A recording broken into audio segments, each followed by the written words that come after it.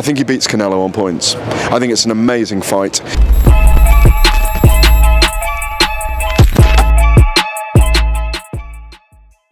This is Jonathan Anger, Fifth Pro Boxing Fans, joined by Gareth A. Davies here in LA. Gareth, You've got to stop calling me Gad. Why? Why not? That's It's your name. over familiar. Oh, sorry.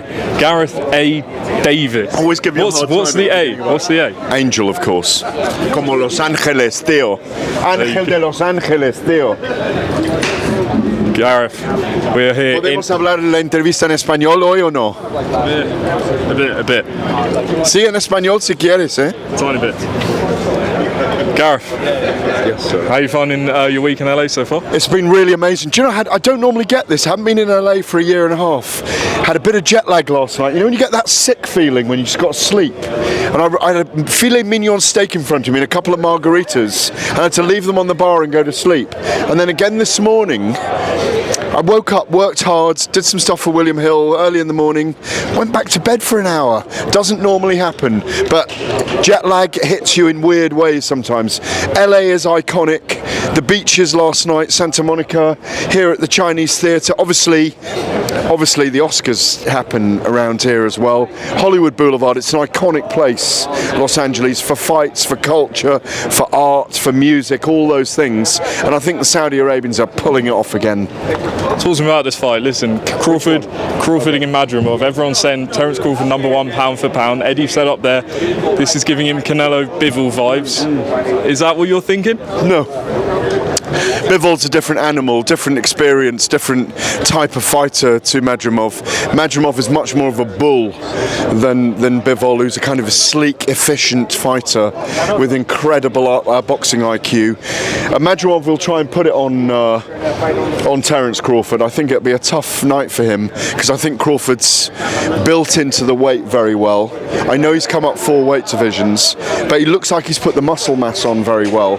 He's very assured, he gives nothing away, he wastes very little. I got him winning 8 rounds to 4 or 9 rounds to 3. So you don't think he'll stop him? No, I don't think he'll stop him.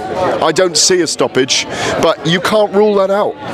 Interesting. Canelo Alvarez might be the next opponent. Yeah. I spoke to one of his sparring partners yesterday, Terence Crawford, and he was saying, listen, the weight doesn't matter. He spars heavyweights, he spars big guys. Is that too much of a jump, do you think? Who spars heavyweights? Terence Crawford. Yeah, I mean, he spars heavyweights, but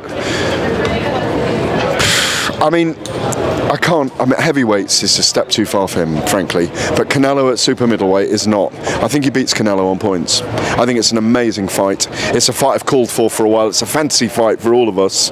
But I know that there's an appetite from the Saudi Arabians to make it happen. He's got to get through Madrimov, first of all, on Saturday night, in front of 28,000 people in an open-air stadium, 7-8 in the evening as it's getting dark. It's going to be amazing.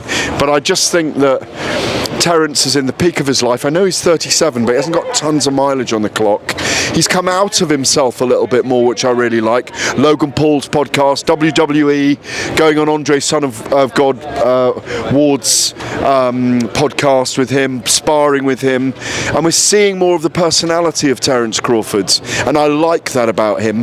But you can tell there's a steely, icy calm about him as well, because he never forgets what's most important, which is the time in the gym, perfecting his craft, and he's a craftsman.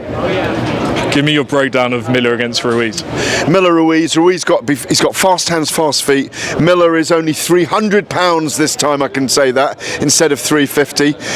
Heart says Miller, head says Ruiz. It's a 50-50 fight. What has Miller got left?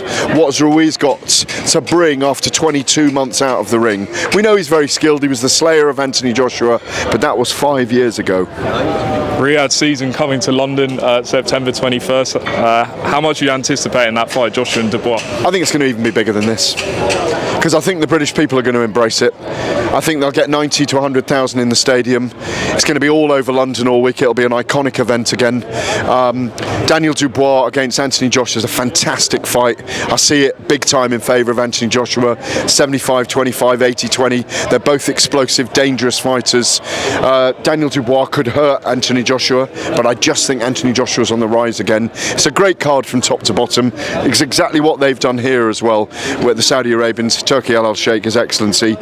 With this card, they've made it very special because they want all these events to be iconic. I think it'll be their 7th event in London. I think we've been to Saudi for 5 now, something like that, as part of the Riyadh season. Oh my God, I thought a giant snake had just come out of the tree then, terrified me. That's why I laughed, that's why I moved, and that is why I jumped. Because I don't want to die in the Chinese theatre in Hollywood, strangled by a giant anaconda coming out of a tree. What am I on? I must have had a gummy, but I haven't. Gareth, just on to Joshua Dubois. And I don't want Charlie Parsons getting stoned on the beach. And I agree with Eddie Hearn, there's nothing smart about having a doobie on the beach. Shout out to Parsons, sitting over there. Sitting over there in his pink cap. Yeah, we're not going to pan it on him. Friends, we're not going to pan it on him. So you go along with Bellew, says it's an 80-20 fight in Joshua's favour? I do, because I think Joshua's really resurgent. I like his team up with his matchup with Lee Wiley and Ben Davies, and I like the fact they've really... Anthony Joshua is a guy, he's such a great athlete. He just needs the right direction and the right instruction. I think he gets that mentally, physically, psychologically, emotionally, strategically from those two guys. Just talk to me about two more. In Harlow, of all places. Talk to me about Tyson Fury, Alexander Usyk, the rematch. I do love the Ben Davison Performance Centre. Actually, I've been going there a long time, and I love what Ben Davison does. Yeah, it is a great gym. But on Ben Davison rematch with who? Yeah, so it's a great gym.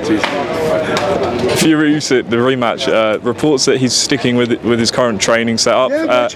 How do you think that's going to sort of impact on the fight? Let's have a look what Sugar Hill Steward's done with Jared Anderson against Martin Bakole on Saturday night, because we haven't spoken about that. I think he's going to step up. I really do think. Is that 50-50, that fight? Yeah, it kind of is a 50-50 because there's jeopardy there, and Bakole's a big bowling ball of a fighter. If you rolled big bowling balls down a bowling alley, that's what it's like. That's what his fists are like coming at you. You've got to get out of the way of them.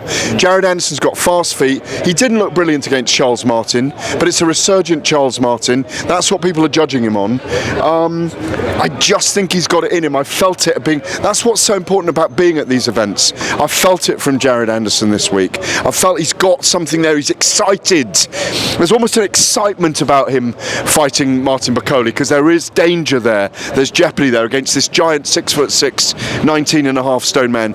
To the Fury Usyk event, Fury needs to put it on Usyk. Everybody forgets after 6 or 7 rounds in that fight, he was putting it on Usyk and beating him up. He's got to do it and sustain it this time. And if he does it, we'll get Joshua against Fury. If he doesn't, I think we'll get Usyk against Joshua.